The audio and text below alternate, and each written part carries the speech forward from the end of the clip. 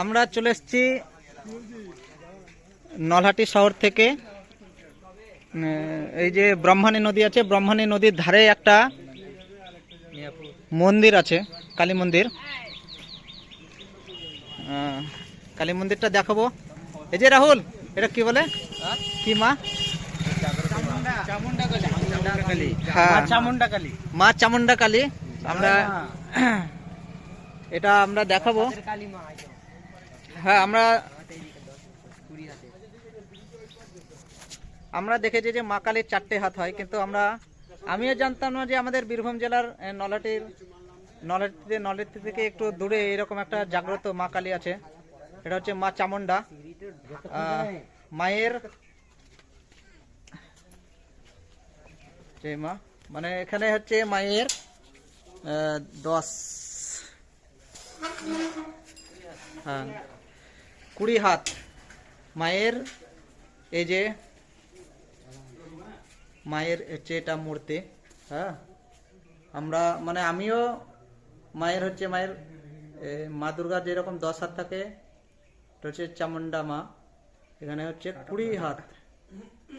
হ্যাঁ, সত্যি আমি এতদিন নলহাটি এসছি, আমি জানতাম না, কিন্তু হ্যাঁ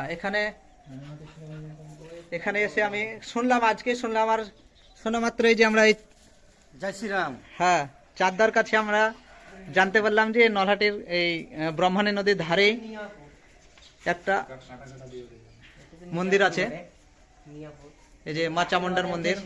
সত্যি দেখে আমার মন একদম, কি বলবো আপনাদেরকে, আর শেয়ার করতে পারছি না। এত মনটা আমার হয়ে গেল আনন্দতে, কি বলবো, মায়ের কাছে এসে। এই যে যদি হয় তাহলে একবার ঘুরে আসবেন। হ্যাঁ, এই যে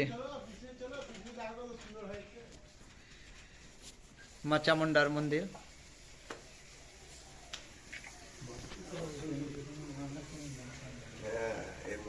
কবে দেখেছেন? মায়ের অবস্থাতে আসি, যদি মায়ের মুরুপ দেখার আছে তো অবশ্যই হোক।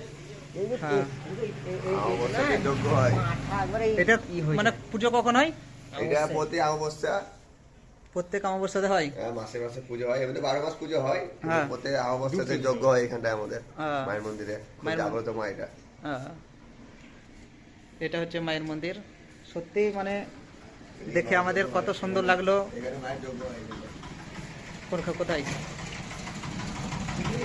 এই যে হ্যাঁ, এই যে এখানে প্রত্যেক অমাবস্যার সময় এখানে যজ্ঞ হয় মায়ের। কি বলবো, মনটা একদম ভরে গেল এসে। এত ভালো লাগছে বললে আমি প্রকাশ করতে পারবো না, এত ভালো লাগছে দেখে। ঘুরতে আসতে পারে, হ্যাঁ, সাইডে জায়গা আছে।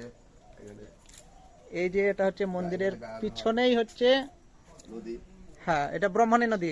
গাছ, এই যে গাছগুলো আছে না, তার জন্য দেখা যাচ্ছে না। পিছনে হচ্ছে ব্রহ্মানী নদী।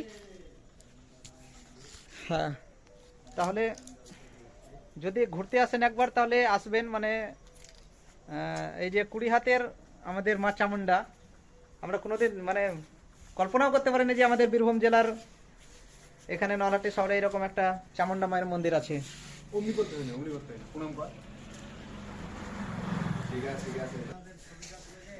এই যে হচ্ছে সেটা, যেটা মায়ের মন্দির। হ্যাঁ, একটু নিচে গুরু মা গুরু বাবা আছে, একবার দর্শন করবো।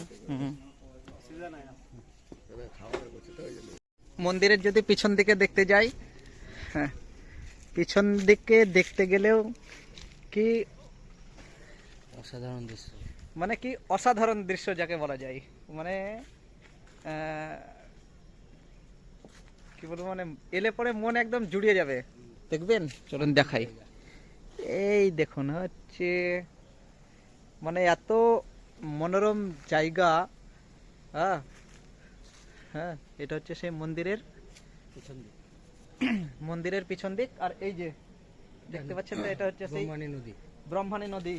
হ্যাঁ, এখন জল সব শুকিয়ে গেছে, কিছু কিছু জল ওই দূরে দেখা যাচ্ছে, কিন্তু ক্যামেরায় অত আসছে না আমার। আর ওই দিকটায় হচ্ছে আপনার শ্মশান। নদীর ওই পাটটাই, ওখানে একটা কালী মায়ের মন্দির আছে।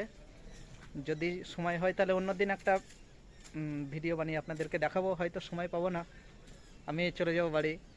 হ্যাঁ, তার আগে আমার মায়ের হয়তো টান ছিল, মানে এই যে আমাদের এই চাঁদ দাদাদের,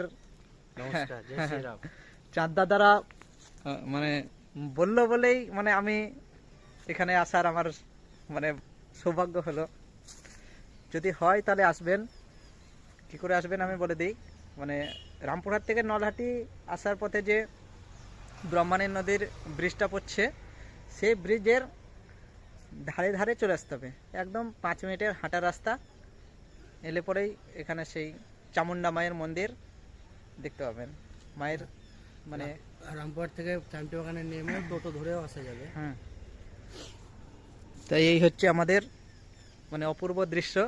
হ্যাঁ, দেখে তো মন একদম জুড়িয়ে গেল।